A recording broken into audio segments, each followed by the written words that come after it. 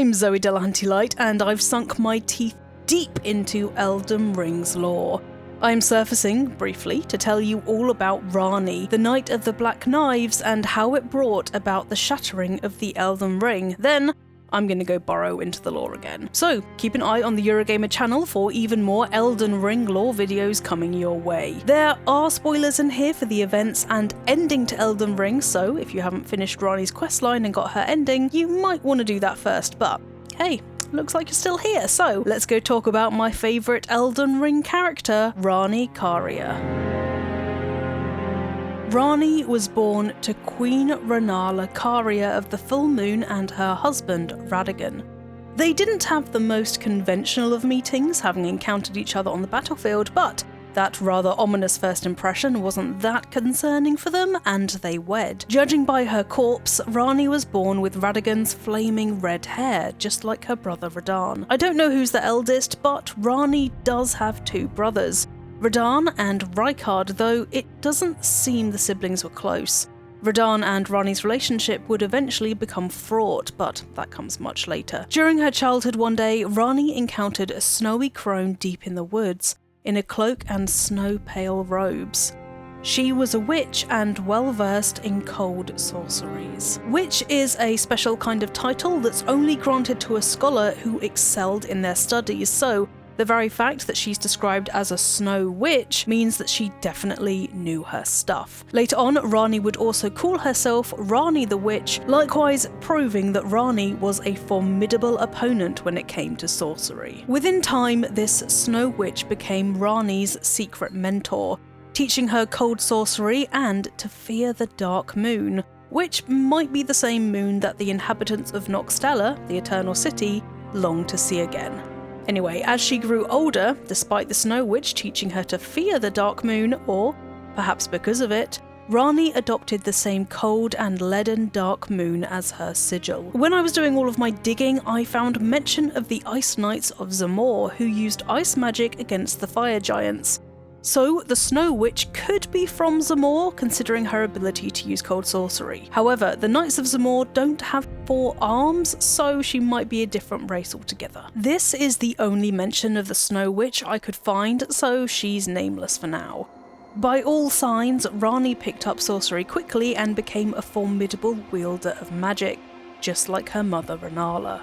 With her dry sense of humour, tenacity, and intellectual curiosity, Ranni was doubtless an intimidating audience. Even when coming up against the glintstone dragon Adula, a devourer of sorcerers, Ranni was victorious, with Adula subsequently swearing a knightly oath to her Dark Moon. Ranni's life, and indeed the lives of everyone loyal to the Caria royal line, was thrown into turmoil after the departure of Godfrey, the first Elden Lord, from the lands between. Radagon left Rennala and his children to become Queen Marika's king consort, and thus become the second Elden Lord. Bit of a dick move. One item in Elden Ring mentions that Radagon studied sorcery under Rennala and incantations under Queen Marika and, quote-unquote, thus did the hero aspire to be complete. It's possible he left Rennala to marry Marika just to learn all he could about her holy magic, having learned all he could about sorcery from Rennala, which would be even more of a selfish dick move. Rennala was heartbroken and was never the same after Radagon's betrayal. However, their offspring were granted a boon alongside Radagon's elevation to king consort to the goddess Queen Marika, as he had therefore become a god. Ranni, Radagon, and Rykard were all raised to demigod status, perhaps by the Greater Will and Two Fingers rather than due to anything Radagon and Marika did, as they were of Radagon's blood. Marika would birth numerous children with Radagon, among them Godwyn the Golden, Malenia, and Miquella. Unlike her brothers, Ranni was also chosen to be an Empyrean by the Two Fingers, alongside the twins Malenia and Miquella, the children of Radagon and Marika. Being Empyrean is going to be mentioned quite a bit from here on, so I'll just explain what that means exactly. Let's start with the Two Fingers, the envoys of the Greater Will. The Greater Will is an outer god who created the Elden Ring and the Golden Order of the Erd Tree. choosing Queen Marika to be the champion of the Greater Will as well as the Elden Ring's vessel. Empyreans are candidates that can succeed Queen Marika to become the new god of the coming age, meaning Ranni could become a god should she follow the will of the Two Fingers. Each Empyrean receives a shadowbound vassal that's part of them in a spiritual kind of way, acting as a servant / knight / other half, pledged to their service for eternity. Ranni's vassal was Blaidd the Half-Wolf. You can practically hear the glee in Ranni's voice when she says, though Blaidd was created a vassal for an Empyrean, he was a colossal failure on the part of the Two Fingers. Malika's shadowbound vassal is Maliketh of the Black Blade, who will appear later on. Ranni detested the Two Fingers. Disgusted at the idea of being Empyrean, possibly because Radagon tore her family apart when he left her mother to become part of the Golden Order and was now in service to the Greater Will and the Two Fingers. Not even he could predict how far Ranni would go to show her hatred for the powers that be. It was the golden age of the Erd Tree. Everything seemed plentiful and blessed, but in the shadows, Ranni was orchestrating the plot that would change everything, the Night of the Black Knives. She recruited an all-female group of Black Knife assassins, decked out in armour that was forged to make no sound, wearing a concealing veil, and led by Alecto, whose own daughter Tish was part of the plot. Under Ranni's direction, they stole a shard of the Rune of Death from the Black Blade, wielded by Maliketh, Marika's vassal. Using this Rune of Death, Ranni forged god-slaying black knives through a fearsome rite, bequeathing them to her Black Knife assassins.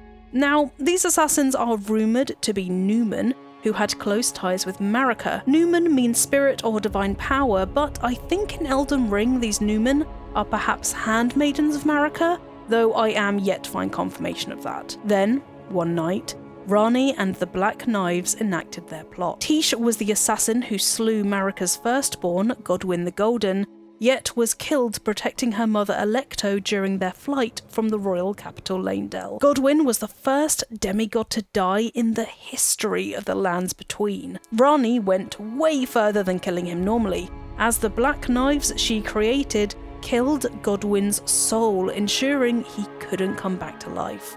Souls usually go to the Erd Tree when people die, but this was denied Godwyn. And in a final show of fuck you to the Two Fingers, atop of the Divine Tower of Liurnia, wearing a necklace depicting her mother Rennala, Ranni destroyed her own Empyrean body after marking it with the curse mark of death, ensuring she couldn't follow in Marika's footsteps. After the Night of the Black Knives, she would wander as a spirit, finally using the body of a doll as her vessel. That doll is modelled after her old Snow Witch mentor, which I thought was a touching detail. This final act put her on the Two Fingers naughty list, and from there on they sent baleful shadows after her in an attempt to assassinate her in punishment for her disobedience. Mind you, they also kept baleful shadows close by should Ranni come for them. Ranni wasn't alone.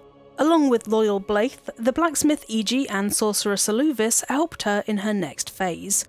She had changed the landscape of the Lands Between for good, with death fruits springing up from the land as well as those who live in death, cadavers who continue living despite being dead. In the capital, having lost her son, Marika shattered the Elden Ring. She might have done so in a fit of grief or fury, as she couldn't channel the Greater Will to save his life. This would ignite the war known as the Shattering. Before I get onto the Shattering, I need to talk about the Godskins. You've probably met them before. Once these Godskins apostles wielded the Black Flame, which could slay gods, and the Godskin nobles, most powerful Godskins, could be spotted by their seven-faced aprons and are said to have assimilated inhuman physiology. But when destined death was sealed into Maliketh's sword, the true power of the Black Flame was lost, and the Godskins were unable to kill gods anymore.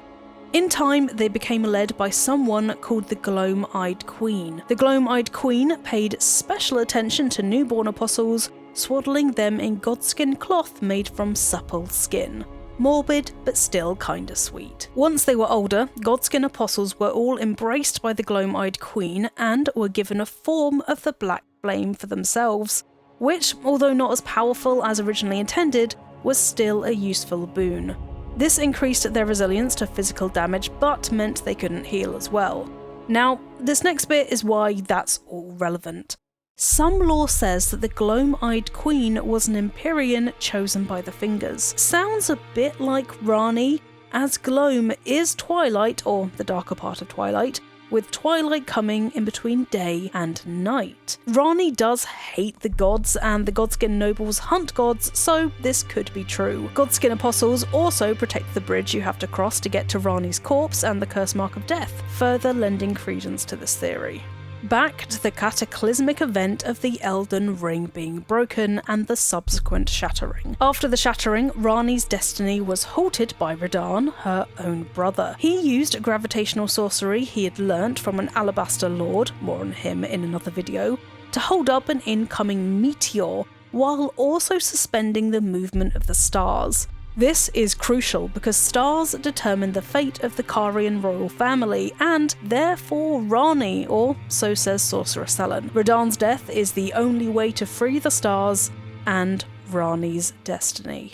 Why Radagon did this is debatable. When he was younger, it's written that Radagon was captivated by Godfrey, the first Elden Lord, on the battlefield. In a show of adoration, Radagon even adopted the golden lion symbol as his sigil to emulate Godfrey's Beast Regent and Councillor Serosh. Perhaps suspending the movement of the stars was Radagon's way to pledge allegiance to the Golden Order, which Godfrey stood for. However, he did go into battle against Melania, Marika's daughter, so this might not be the case. Either way, Ranni is stuck while Radagon lives.